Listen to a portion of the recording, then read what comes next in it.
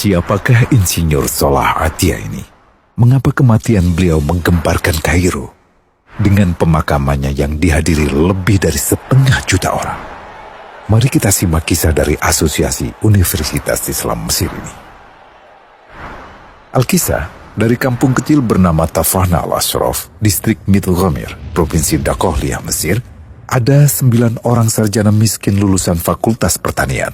Lalu mereka pun sepakat membuat sebuah peternakan unggas, sembari mencari mitra ke-10.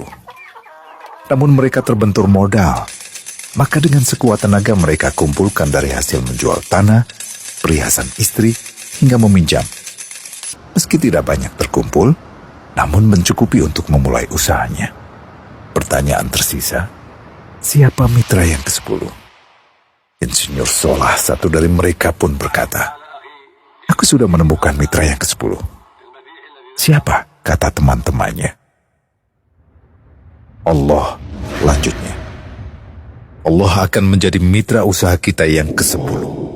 Allah akan mendapat 10% dari keuntungan kita. Dengan perjanjian, Allah yang akan memberikan perlindungan dan pemeliharaan, keamanan dari segala wabah penyakit." Akhirnya mereka pun sepakat. Kontrak kerjasama pun ditulis secara rinci dan dicatatkan ke notaris, lengkap dengan peran mitra ke-10 tersebut. Tak disangka, setelah 1 musim bisnis mereka langsung meroket, jauh dari yang dibayangkan sebelumnya. Lalu mereka pun kembali bersepakat menambah jatah keuntungan mitra ke-10 menjadi 20% di musim kedua, dan begitu seterusnya hingga mencapai 50%. Lalu bagaimana keuntungan mitra ke-10 itu dialokasikan? Dimulai dengan membangun sekolah dasar Islam putra, lalu lanjut putri, kemudian sekolah menengah putra, kemudian putri. Tambah lagi madrasah aliyah putra, lalu putri. Tapi karena keuntungan terus membanjir, akhirnya dibentuklah Baitul Mal. Dan mereka pun mengajukan ke pemerintah untuk membangun universitas di kampung. Awalnya ditolak dengan alasan tiadanya akses bagi para mahasiswa. Tak berapa lama mereka pun mengajukan pembangunan universitas lengkap dengan stasiun kereta beserta jalurnya dengan biaya mandiri. Akhirnya permintaan ini disetujui, dan pertama dalam sejarah Mesir berdirilah sebuah universitas di perkampungan kecil. Semakin berkembang, dibangun pula fakultas kedua, ketiga, keempat hingga asrama putri dengan kapasitas 600 kamar. Lalu asrama putra dengan 1.000 kamar.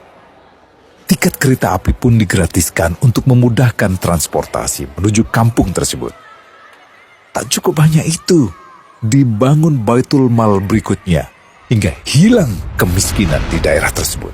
Dan program ini diduplikasi ke kampung-kampung lain hingga bisa dikatakan tak ada kampung yang disinggahi Insinyur Salah kecuali akan dibangun Baitul Mal untuk warga. Bantuan pun diberikan untuk fakir miskin dan para janda. Pemuda pengangguran pun dilatih untuk mengelola perkebunan sayur hingga mandiri, bahkan sampai bisa mengekspor ke negara tetangga. Pada saat panen raya, seluruh penduduk dikirimi paket sayur. Di hari pertama Ramadan diadakan buka puasa bersama untuk seluruh penduduk desa. Mereka memasak dan hadir ke lapangan yang dipenuhi beraneka makanan. Disiapkan juga perabotan untuk gadis-gadis yatim yang ingin menikah. Dan ini semua merupakan sedikit dari banyaknya kebaikan yang dilakukan oleh Insinyur Salah.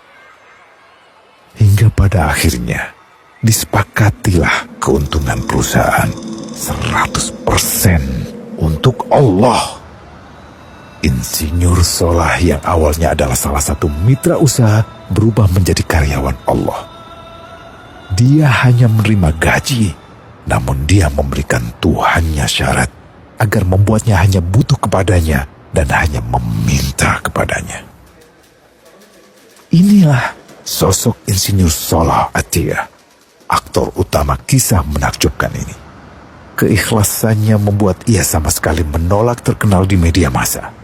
Dan kini, Meski orang yang melibatkan Allah ke dalam bisnisnya ini telah wafat, terbayang seluruh amal jariahnya yang selalu mengalir untuknya.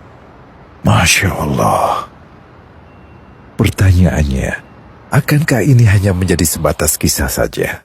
Atau menjadi teladan bagi kita untuk mengikuti jejaknya?